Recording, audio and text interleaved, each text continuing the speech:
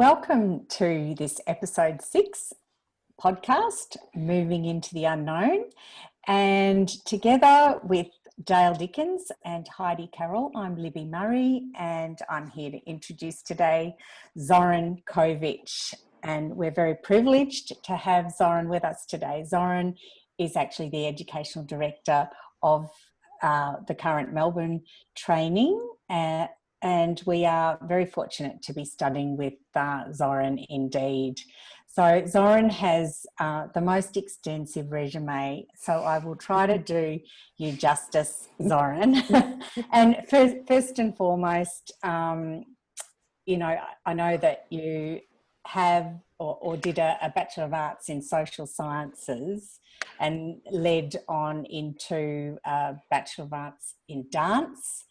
And there's been a long road, I know, and a lot of experience leading up to a Master of Science, a cognitive science as well, and a very auspicious career through the Feldenkrais, many aspects of Feldenkrais, from your experience in martial arts and dance, leading into exploring body-mind centering and Alexander technique and various research projects with dance and lecturing at university.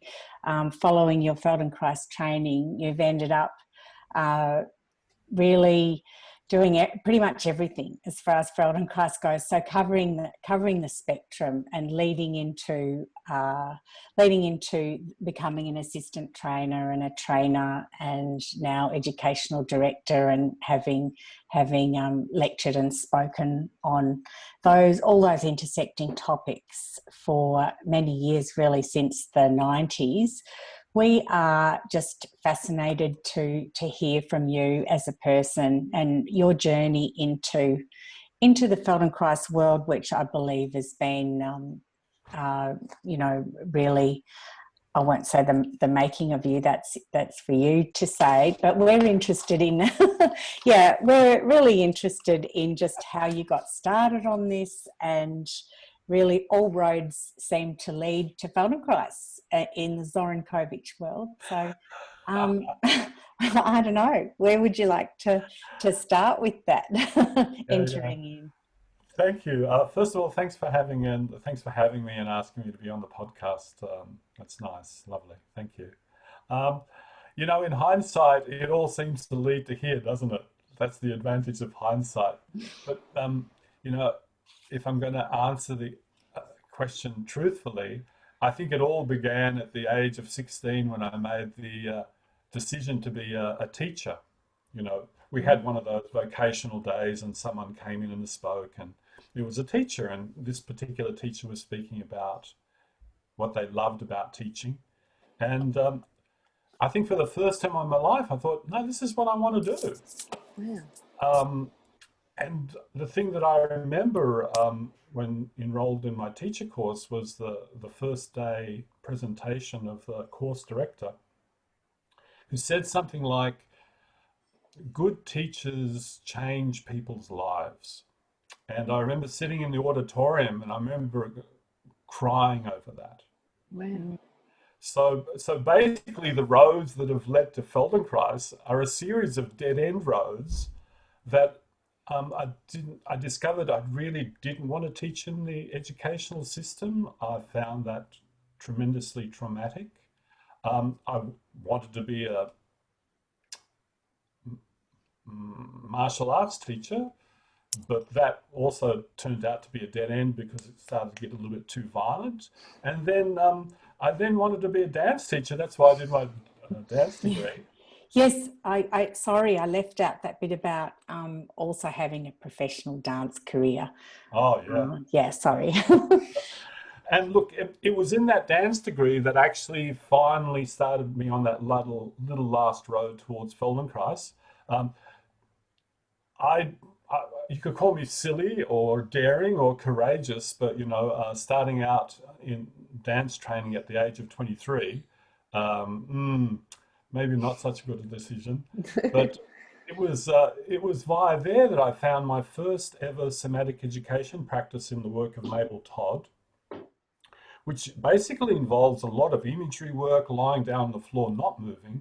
And that made such tremendous differences to me in my training at that age, that I decided instead of becoming a dance teacher, I would become a somatic educator.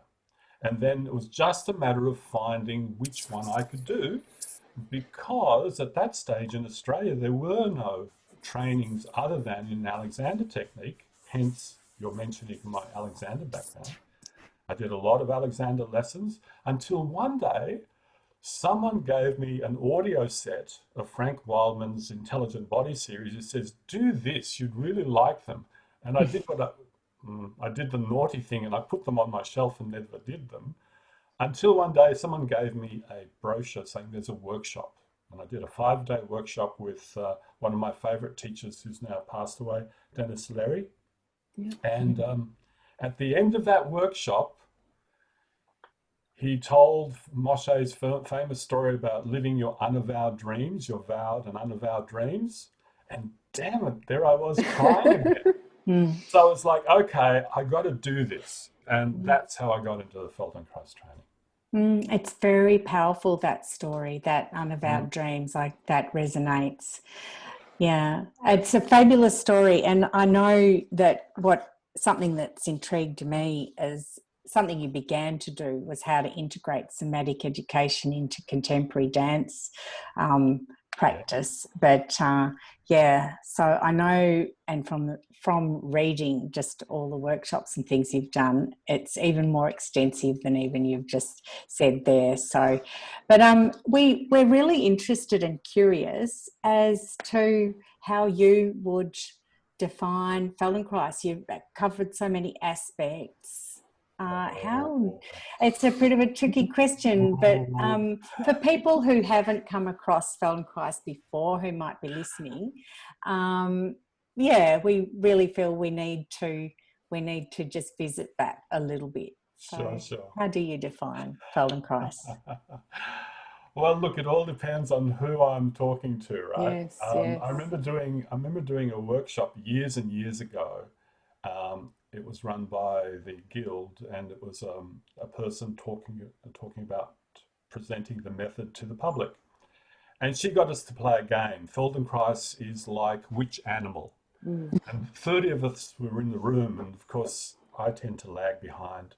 And when it got to my turn, I said, Feldenkrais is like an octopus. And they all went, oh! I said, no, you don't understand. Have you seen how intelligent octopi are?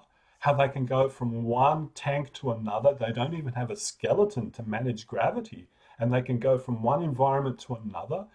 Do you know that octopi can fit themselves into any nook and cranny to suit whatever environment? Do you know that they're masters of changing their skin color?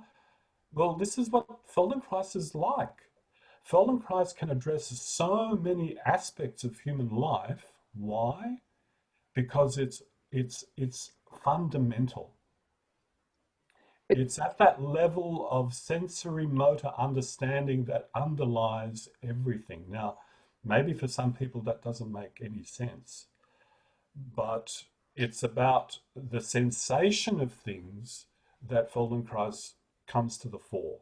Yeah, we know the world through our sensations. We know ourselves through our sensations. But what's at the foreground of our attention? Not our sensations, but what we think we're seeing and feeling and touching. Yeah, and what the method invites us into, whether it's on a one-on-one basis or whether it's on a group basis, is entering into the world of sensations, pulling apart the curtain and going, oh, that's what's behind there. Yep. So that's what it really has to, I think that's what this method really has to offer people. And for some people, it's a really fascinating journey, and for some people, it's a very unusual journey. Or confronting. Or yes. confronting as well. Yeah, this inquiry into perception. So I think you were talking about originally you wanting to be a teacher, and one of the ways you can define Feldenkrais is a really great experience for learning. Can you explain Feldenkrais and that ultimate sort of learning experience? Yeah. Great. So let's pick up, Heidi, on that word experience. The fundamental kind of experience is what you would call first person or empirical experience. Go and see, go and touch, go and listen, go and feel. Yeah. Yeah. So at the heart of any learning is first person direct experience. And then we have another form of learning, which is what you'd call, second order learning. You learn things that other people have learned before you. And of course, that is what a lot of social academic learning is about. Yes. Yes.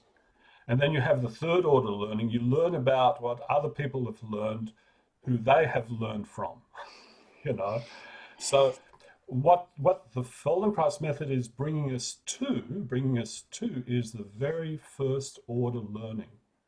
Learning through the primacy of experience, which is, you'd think this is a new idea, but this is very much an old idea in the educational field, especially when you look at people like Dewey from the early 1900s, where experiential learning was pretty much at the forefront of things. Yeah. And Dewey and Matthias Alexander had a very close connection. So Dewey understood the nature of Matthias Alexander's work because of his particular philosophy of education. So do you think currently today we're sort of in this, education has reached this sort of real intellectual heights, but we're sort of missing a gap, and that maybe Feldenkrais could fill this void in some way? Yeah. Look, there's a fantastic journal that's put out by North America, the Feldenkrais Journal of North America. And in that journal, there's a great article written by a mathematician, PhD in mathematics, but he's also graduated as a Feldenkrais teacher. And in that article, he talks about the learning of mathematics. And in particular, he talks about, there's this particular book on mathematics which he wanted to read through. And sorry, Zoran, what was his name? Oh, I can't remember the name, but I can't remember the name. Oh. So we'll get it off you later. The story is far more interesting than the name. But he says he wanted to read through this mathematics book, and he said to himself, "I'll read through it in the same way that I do an awareness through movement lesson. When I feel tired, I'll rest. When I feel cognitively, overwhelmed, I'll pause." And he got through the book. He got through the entirety of the book, and he said, before doing the training, he would not and could not do that. Wow. So I'm still intrigued about this learning and Feldenkrais model, because it's really, I think, in our society today, we're really about trying to almost mimic other people and get into intellectual rather than really coming into our own self. Okay. So it's maybe you could speak then of your experience having done your Feldenkrais training and how that has maybe mapped a little bit of your understanding of the world and your way forward. Sure. So I think there's two things there. If I forget the second one, how I've used on the way forward, please remind me. Sure. But the first one is the mapping between second order knowledge and first person experience. So when I was doing martial arts, when I started martial arts training at the age of 16, I knew nothing about my body apart from elementary stuff.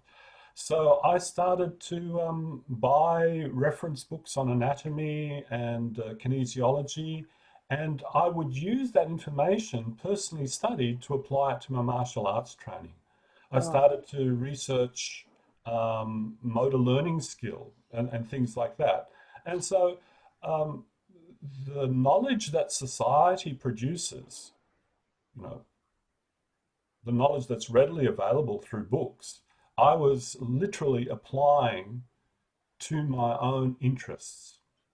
And that really does make a difference. When you pick up something and the driver is your own interest, I want to know about this, yeah, then that's a very different kind of learning to, I now have to study anatomy because I have to pass this subject to get a particular qualification. Yeah, very, very different. So it's a bit like in an ATM, following that seam of curiosity and just going in your own little path rather than. That's right, that's right. So in awareness through movement, there is an unseen path that we are being guided down. We don't know where the path is going. We actually create our own path in the process of doing the lesson. And I'm free to stop at any moment along that path and look at the scenery, notice where I am in relationship to the world around me, and so on and so on. So that is very, what you'd call a powerful learning scenario, when I know I have the permissions and I have the skill set to do that. Yeah. So that's basically how I've studied whatever I've done. So how should I say this in a nice way to myself, that is? If ever I got interested in a topic, there were two things. I would buy every book or get every book I could on the topic, and I would literally immerse myself in it. That was the same for martial arts. It was the same for dance. And it certainly is the same for somatic education, and ditto for Feldenkrais. And I think this is now the second half of your question. When I finished my training program in 1991, I realized that there were so many fields that this method is drawing upon. And I won't mention them all because there's so many of them. And to get a handle on this method that is beyond just the experiential, I needed to go and do some more study. So that's why the cognitive science. And thankfully, when I had my interview, they said, "What are you interested in?" And I said, "Well, I'm interested in the relationship between human embodiment, cognition, and learning." And they looked at me. They didn't know what to do with me. Because at that time, in the early 1990s, cognitive science was about, artificial intelligence and developing computer systems. No one was actually applying it at that time in Australia to human beings and human learning. So luckily enough, I was given free rein to write on topics that I wanted to research. So beautiful. So I'm intrigued now. What did you find? So in those days, they were doing very, very early studies. They'd just come up with brain imaging technology. And they were doing early studies on the relationship between imagining and the effects of imagining on the system. And, sure enough, the results were there. A person was entrained to do certain finger movements, and the brain lit up in a certain way, and then they imagined the same set of finger movements. Lo and behold, what do you think happened? So that I researched in the areas of philosophy. I researched things like free will, because the Feldenkrais method is really based on this notion that human beings have the capacity to make a choice, and that is about free will. And at that time, free will was this epiphenomena. It didn't really exist. So in the realm of free will, fantastic. And this is something that I found very curious. I brought into the cognitive science studies particular people like Umberto Maturana, Francesco J. Varela, Heinz von Forster, and I spoke about these people to some of my lecturers, and they didn't even know who they were. And this was Zoran in the 90s. 1993 to 1995.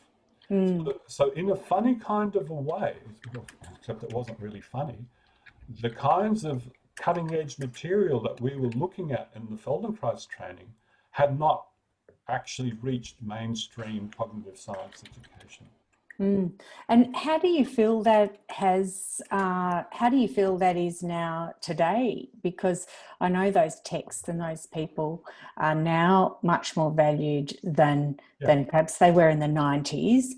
And having gone through the whole introduction of the internet and age and the computer science, the burgeoning computer science, how do you feel now that where are we with that intersection between embodied learning and second order learning? How is that?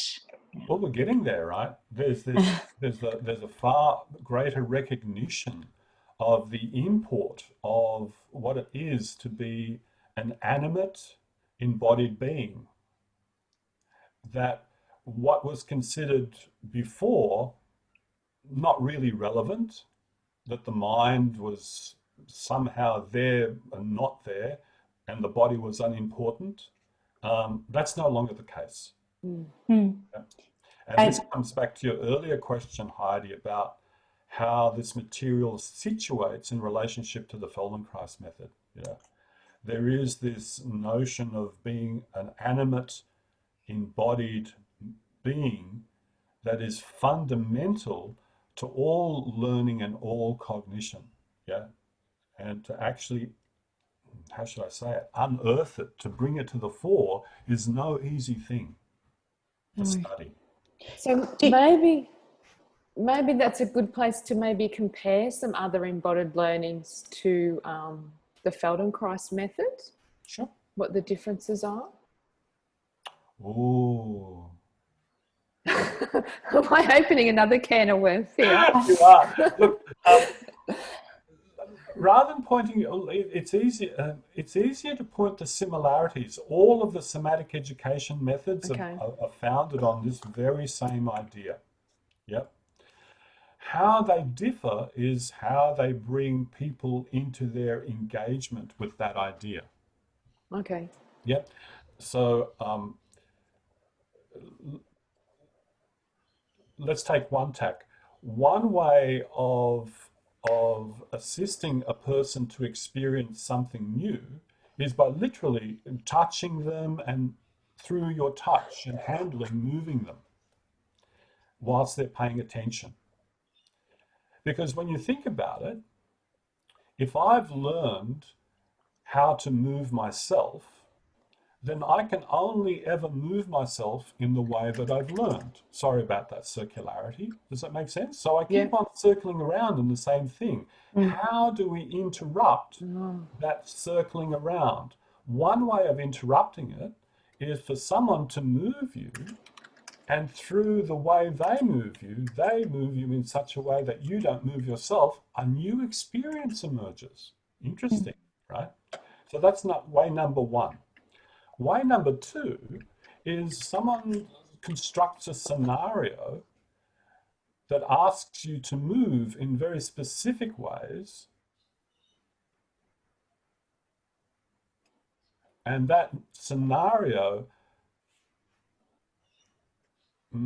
out of that scenario emerges a new way of moving.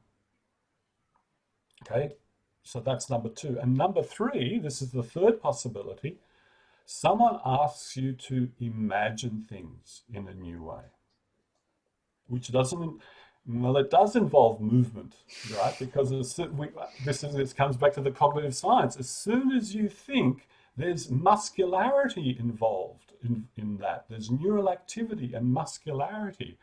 So then as I imagine something new, so too does a new experience begin to emerge in my being. So each of the somatic education disciplines takes either one or several of these approaches. They either work hands-on with you to generate a new experience, or they work using very particular movement improvisations or designs or compositions, and through that you get new experiences. Or the third option is, like in idiokinesis, they get you to imagine, and that creates new experiences. That's really lovely, Zoran. It sounds like you've encapsulated a very nice definition of Feldenkrais, including the hands-on with functional integration, and the second scenario, I'm very much hearing the group classes, awareness through movement, and of course incorporating the imaginings and one of the tactics in awareness through movement classes. And I think all of what you've been speaking about is in essence how to, or just sort of flushing out what it is to be a human being, really. It sounds like your inquiry has come from there. Yeah. Yeah. Well, that triple way of thinking came out of being asked to design a course for a particular physical education institute here in Sydney that has a dance degree in it. And the course coordinator wanted me to design a course that any somatic educator could come in and teach, and it didn't have any particular allegiance to any particular approach, but anybody coming in could teach the curriculum from their approach. So that's why I took a really close look at the methodologies that were used and tried to categorize the methodologies. And these were the three categories that I eventually came up with.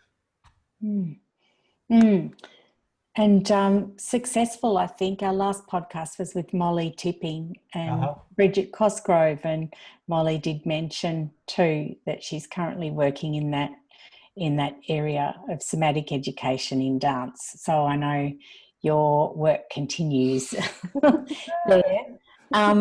I just wondered, in terms of the training, whether with all that background in cognitive science, how that informs you as now an educational director, and I'm sure hugely, but the different types of learning methods employed in the training probably would be interesting for people to know how a training actually takes place, and what's involved, what sort of learning methods, what happens in a training program.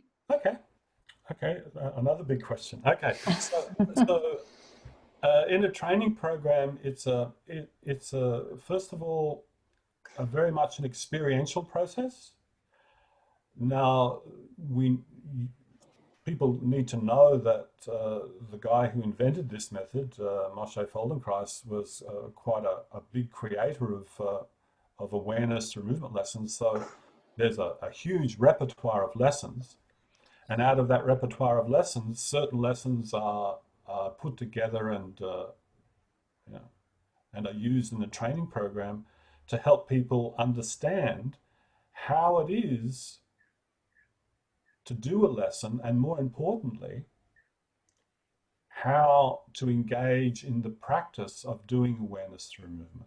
The things that you bring to doing awareness through movement, which of course, the hope is that that's what you continue to do for yourself when you graduate from a training, and then what you understand to help other people with as you lead them through awareness through movement lessons after you graduate. So very much an experiential approach to start with. Now, mixed in with that is what you'd call social learning from one another, which is really important, because this is how we learned to start with. We learned through social engagement, first of all with our parents, then our siblings, then our peers, then other kids in the class, then with teachers. So this notion of, oh, we just did this. What did you feel? Oh, I didn't feel that. Oh, that's okay. But then not invalidating what another person felt, but actually listening to it and go, oh, that's a possibility too. That's interesting. Then also sharing through that social engagement with your peers, sharing your other fields of knowledge, because we all come to these training programs and to everything that we do through our history of own professional knowledge. So we bring this to the fore. So social engagement, learning through social engagement. Learning from by being guided by the trainer or whoever's leading the group. Okay, that's very particular. That's usually a guidance towards, steer more along this way, a little bit less that way. Yeah. Then there's the kind of learning that we were talking about earlier, which is the second order learning, to do readings. It's not like academic learning is, no, we don't do academic learning in Feldenkrais trainings. Of course you do. Of course you do. And matter of fact, this is where initial guidance is really important, so that the trainer or the educational director provides you with materials that starts to guide you in certain ways, and then hopefully that expands your field of interest, and then you go into that direction. So it's quite a diversity of different learning styles, but the main one is learning through doing, which is experiential learning. What do you think? It sounds really complex from the point of view of putting together such a program, and then, which you do, and then having to take into account the changes that take place in having to deliver the program in different ways.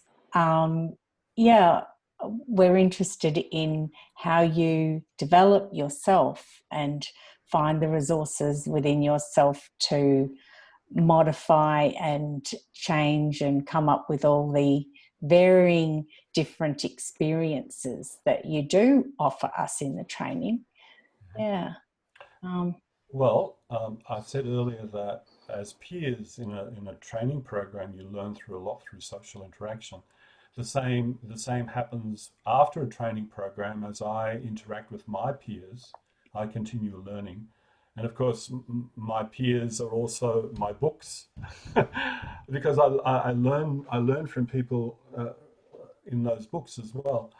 But fundamentally, for me to guide you in the training program, I have to understand the material that Feldenkrais developed, which means continuing to do his lessons, continuing to practice, teaching groups and teaching individuals, learning from my experience and bringing that into the room, and then also learning recursively again and again from working in training programs. Oh, that worked that time, maybe it'll work again. Oh, that's not working again, let's try something different. Which is very much sounding like doing an awareness removal lesson, which you try one thing one way and go, oh, that didn't quite work, let's try it another way. So much to the lament of my partner, who says to me, can't you just do it the way you did it before? And the answer is always, no, can't do that. So can you define then, or it's probably again hard to break down, but can you see how, for example, the training you did has compared to the training we're now doing? Sure. So in the training that I did, which was the first Melbourne-based training, it was the third in Australia, ran from 88 to 91. We did, so the similarities first. We did a lot of awareness through movement, and then we did touching and handling practice. Were there any readings required? No. Okay. Was there much organized group interaction in the first 3 years? No.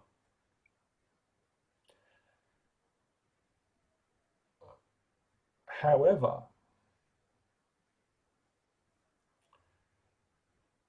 was there a diversity of staff with different points of view? Yes. Is that the same now in current training programs? Yes. Yeah. So that carry on of diversity of different views, training faculty who have different ways of approaching the method, that's still there. And that's there for a really good reason, because there's multiple, you keep on keep on doing this gesture, Heidi, with your hand, wanting to contain it. And of course, it keeps on bursting out, and when you bring it back, no. So one of the foundations that this method is built upon, and this comes directly from Feldenkrais's way of studying, was to understand something from multiple perspectives. So that with each perspective, a new dimension comes out. Yeah. So this is something that's carried through with the trainings. Yes. Group work has been used a lot more, and also the number of staff taking an active role in the room has changed. I know when I trained, the person who had the mic had the floor, and the person who had the mic most of the time was the trainer. So that's also changed a little bit over time. Yeah. So there's been development. There's been sort of like a spreading out of the learning context in the room. It just wasn't one person with the mic and everybody just doing. Yeah. I think we're finding where we are experiencing that wonderful cross-pollination of ideas, and it's very fruitful ground for thinking and for sensing and doing. So it's a really enjoyable process, the training. I just wonder, the people who come into Feldenkrais training, some people come in from a personal growth perspective, and others from the point of view of wanting to actually become a practitioner. Some have more or less experience, some have no experience before coming into the training. What do you think people gain out of Feldenkrais training? Do you see the people come into the training, and what differences do you perceive in people as they go through this process? Look, people that come into a training are pretty much self-selected.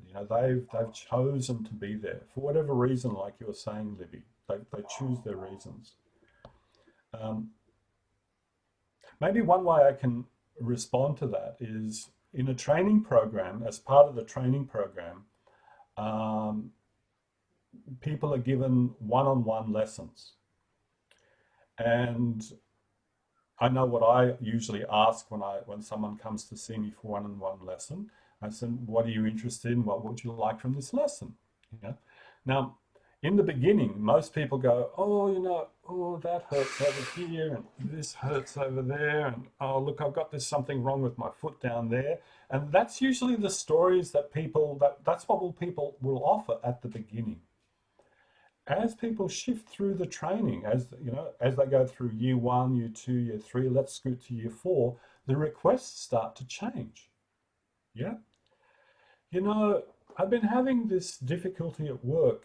Every time my boss asks me for something, I seem to respond in the same way all the time. Can we work with something like that?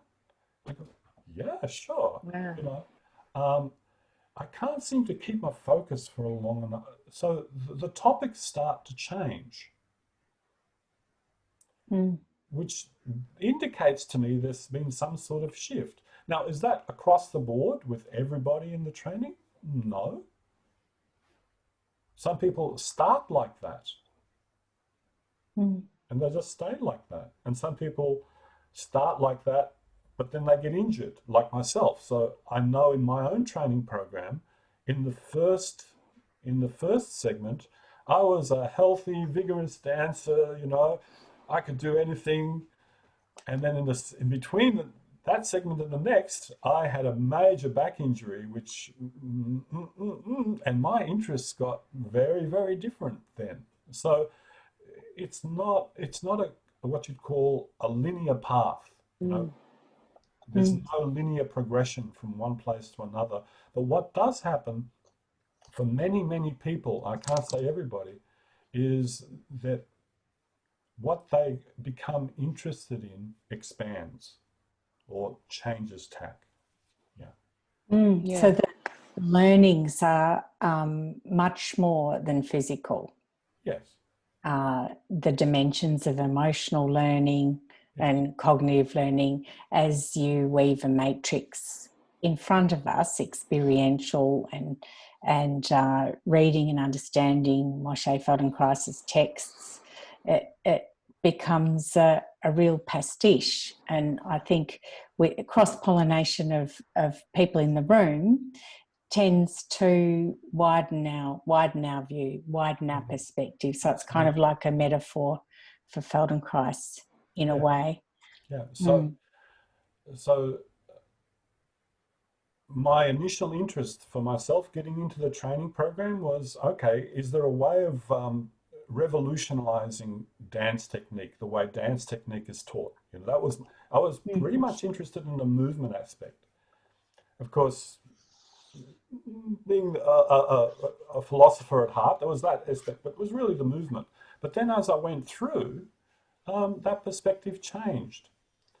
And that also happened when I was doing the research on integrating somatic education practices into dance training. A lot of the dancers started to report back to me that it wasn't the movement that was changing, but their sense of moving and their sense of being present in themselves and with the audience. So it's not only in the training that you see this change happening within individuals, but with any group that practices this for a while, things start to change from the movement to different perspectives. And how I'm wondering whether you can speak to that process happening for people who are doing awareness through movement classes. We've spoken about people learning in the training and doing ATM classes, but what about the person coming to an awareness through movement lesson? You know, what are some of the changes and how quickly can they perceive changes happening? Yeah. Well, so once again, those individuals are self-select. The changes that people experience are the changes that they're looking for. Sounds very profound. Well, so this is important. As a facilitator in an awareness through movement class, how I frame the lesson can really change the direction in which the lesson goes. How I direct people's attention, the kinds of stories I tell. Too much of that, and they're just getting my shtick, my take on things. Yeah. So how do I balance that so that people can travel through the lesson on their own and have a little bit of a room to actually look for what they want to look for, while at the same time getting a sense that there is something else to be on the lookout for, but not being overwhelmed with that. Does that kind of make sense? Yeah. Yes, it sounds like an art and a craft and a science. Or Craft first, art maybe. okay. If I'm artful, that's very good. I'm an artist, yeah. But definitely a craft first. But one thing I've learned to say to people is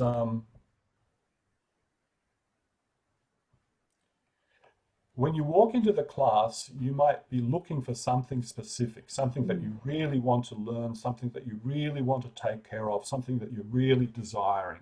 Yeah? Great. When you start the lesson, take that and put it off to one side Yeah. and simply do the lesson. And the lesson's over. Oh, what was that I was looking for? Now let me look at that again from the perspective of the experiences that I've had in this lesson. And maybe what you desired and what you wanted has a different flavor or a different look about it now. Yeah. So there's what you want, then there's the engagement, the experience, and then there's the re-engagement with what you want. Yeah. That's a beautiful way to frame it. I think that, and we've talked about in our training how the learning, real learning doesn't happen just sort of this nice little growth rate. There's this exaggerated, we're all going up and down here, that there's this real perturbations all throughout it. Can you speak to that as well? Yeah. So yeah, learning is not linear. Yeah. In the learning of anything, the final thing that you'll end up knowing is not what you're actually practicing. Yeah. What you're actually practicing is everything else other than that. So it's actually a construction. Sorry, it's a little bit of a Pac-Man going on here. It's your octopus back. Let me emphasize the opening. It's more that it's a construction process. Yes. Yeah, learning is a construction process, and it's also a process of elaboration. So when you're constructing something, let's say you're making a model.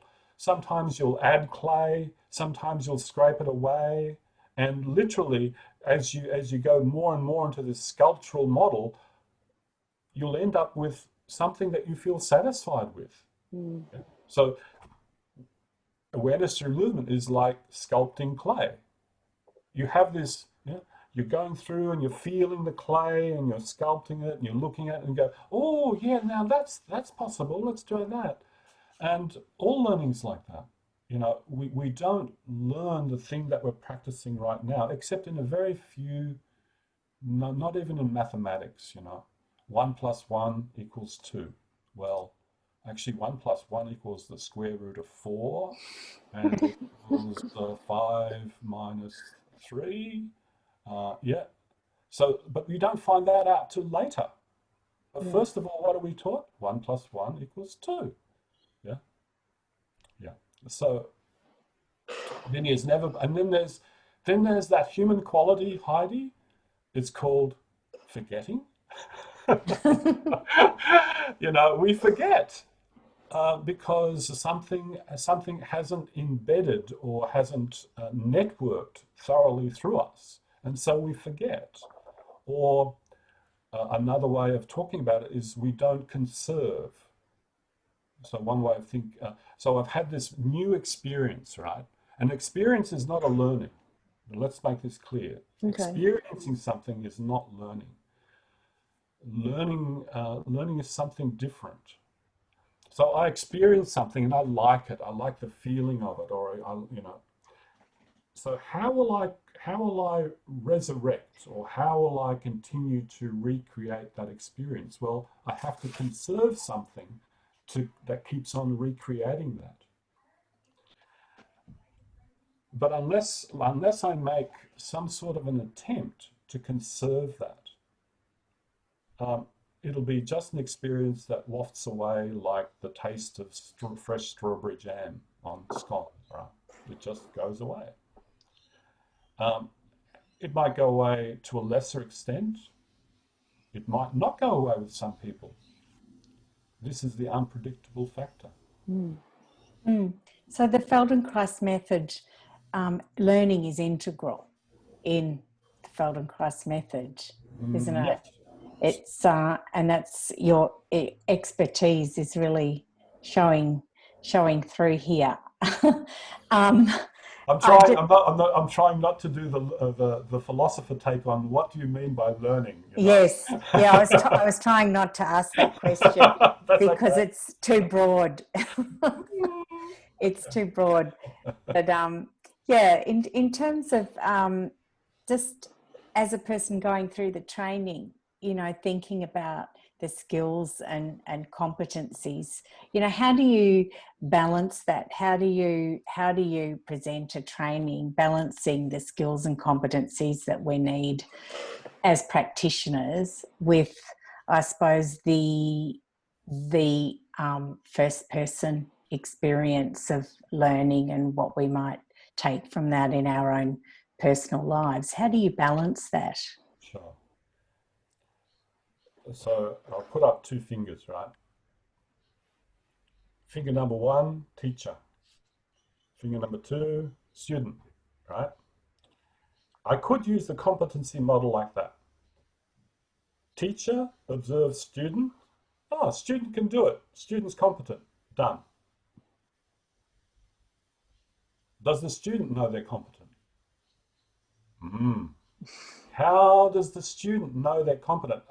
Unless the student feels that they're competent, unless they have some sense that I'm competent, they'll feel not confident. So it's a two-way process.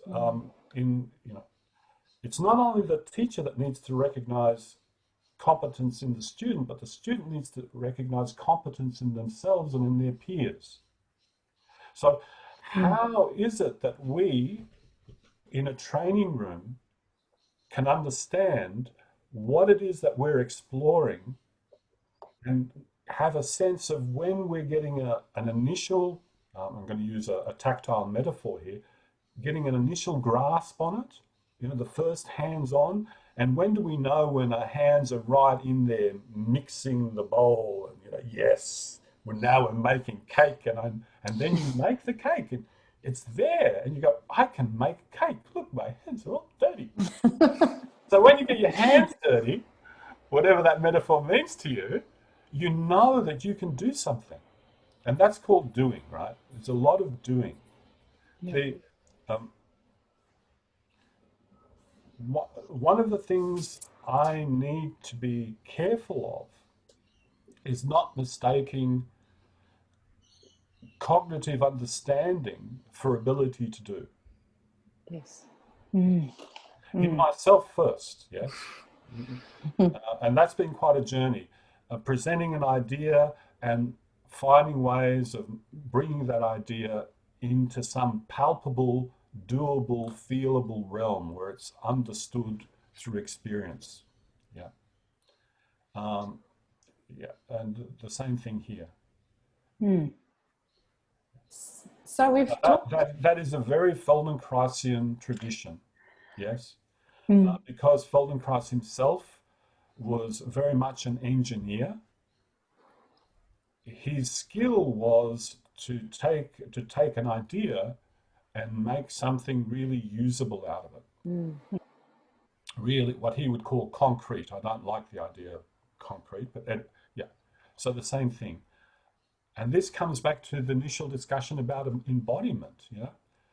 Most of our conceptual understanding finds its home, finds its roots in sensory motor experience. That's why the importance of being an animated being and being a fleshy, embodied being. So we've talked about your prior experiences with Feldenkrais, and we've had a really interesting training this way due to COVID. So what do you hope and what do you think the future of the Feldenkrais training might be? Well, we learn through experience, as I've been saying.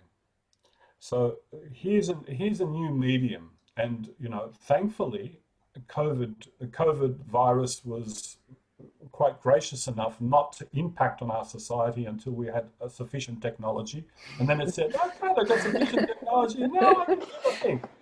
But look, so I've been talking about the experiential, and I've been talking about the conceptual, and the balance between the two. I've been talking about the social interaction, and I've been talking about teacher facilitation. So here we have a training process that has multiple layers and multiple ways of interacting. Can such a training process be presented differently through different mediums? Yes, of course it can be.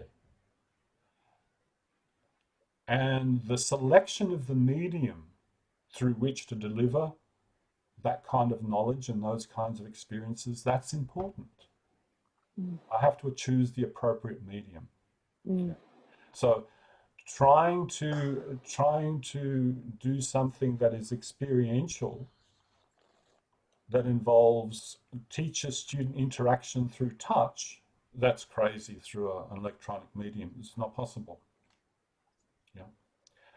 Awareness through movement lessons, no problem, but not all the time, because there is call me old-fashioned or call me a grumpy old man. I don't know what you want to call me. There is something about a group of individuals being in a room together without an intervening medium that just has an effect around it, because conversations are readily available. The voice sounds different. People move around each other in space. It's a very different thing. But then again, not every lesson has to be done like that. So the way forward is to look at how these different aspects of a training can be offered and still keep the integrity of the learning intact.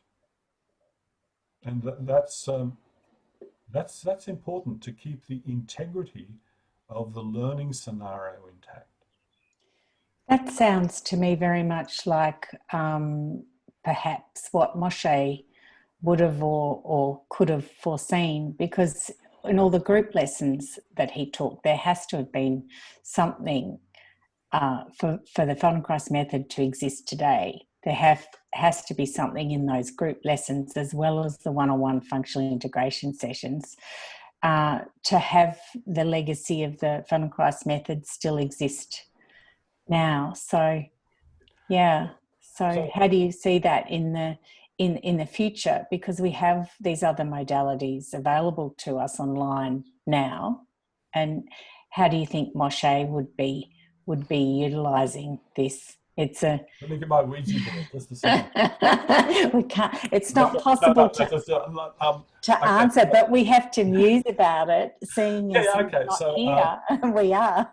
I can muse about it. So I think early on you mentioned that my first training was in social science. So it was my first training was a historian. So I'm a trained historian and political philosopher. So looking at how trainings have been offered, taking the historical examples of Moshe Feldenkrais. So the first one was, he took an apprentice called Mia Siegel, who had Alexander training. And at that time, Feldenkrais was looking for someone to help him in his work, because he had a lot of people to see. So he said, look, there's a room, there's a table, there's a stool, go and work with people. Now, Mia Siegel, being Mia Siegel, said, look, do you mind if I just sat and watched you? And she says she learnt a lot from watching him. So that was the first educational model, an apprenticeship model. The second model was with a group of 13 students that had been doing his awareness through movement classes for something like 13 years. Yeah. Now with that group, he taught them very differently. They would gather in a room, he would do a lesson with a member of the public in front of them. When that person had gone, he would talk about the lesson, they would practice with each other, and they would practice with him. They didn't study any awareness through movement whatsoever. Interesting, right? Then there comes a whole bunch of public workshops one of which was in Esselen, where he authorized people to teach awareness through movement after several weeks of doing awareness through movement lessons. Now, all of these have historical circumstances to them. But his next official training was a training that he taught awareness through movement and one-on-one functional integration work over a 3 or 4 year, 3-year period. And that's become the model. Now, there's also historical circumstances to that. The training was 9 weeks each year in duration. Why? Because he had to travel from Israel and live in the United States. Now, could that have been different if he had been living now? Yes, it could have been different. And the final model was very much like the one before, where there was going to be a combination of awareness through movement and functional integration. And could that have been different? Yes, it could have been different. But there wasn't such a thing as stable internet. There wasn't even internet. Yeah. But he was very much in favor of using the technology at hand. Why? Because he's an engineer. He likes that. He thinks that things can be orally transmitted. And he used that technology for delivering his, offering his awareness through movement lessons to the public. So he was not shy about recording lessons and broadcasting them for the general public to do without his even having an eye on them. Why? Because he had a tremendous faith that the lessons were, I won't say simple, but approachable enough for people not to harm themselves.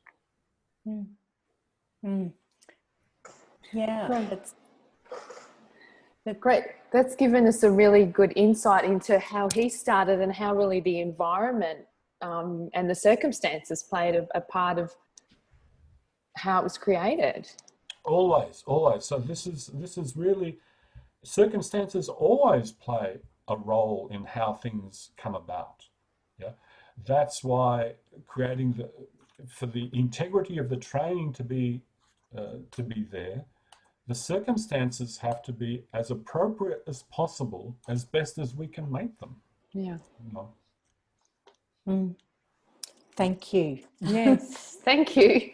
So I think it's been great. I'm just really interested in the whole, what we've talked about, and you've overviewed the training nicely, but you also gave, I love this idea of the academia and embodied learning model that you sort of was able to present to us, and they can work beautifully together, and we can really become our own self-directed learner. We can become that octopus that really, goes into intelligent, adaptable, all ready for possibilities. These our own little superheroes. So thank you, Zoran. I really You're welcome. given us new insight as well. So thank you very much for that. I really appreciate it. So we'll end the podcast there, but we just want to remind people that we've got our last 5 podcasts. This is our last one for this year. And that if you want to go and have a look into anxiety, contemplative practice, organizing principles of movement, or even Feldenkrais as a business, then go back through our previous podcasts. Next year, we've got lined up a Melbourne practitioner who's very experienced called Kate Tremlett, and she'll have one of her long-time clients who's going to be with her as well, and who really has valued the experience. So we're really going to get into the conversation of what the Feldenkrais method is in this conversation.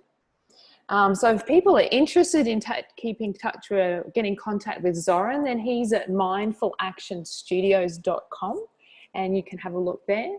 If you want to get in, if you're interested in people like us, Libby and I and Dale, and want to talk more about the training and our experience, then get in touch with us. Go Facebook or on Twitter. But thanks again, Zoran. That was interesting and insightful. So thanks very much. Thank you. Thank you, Zoran.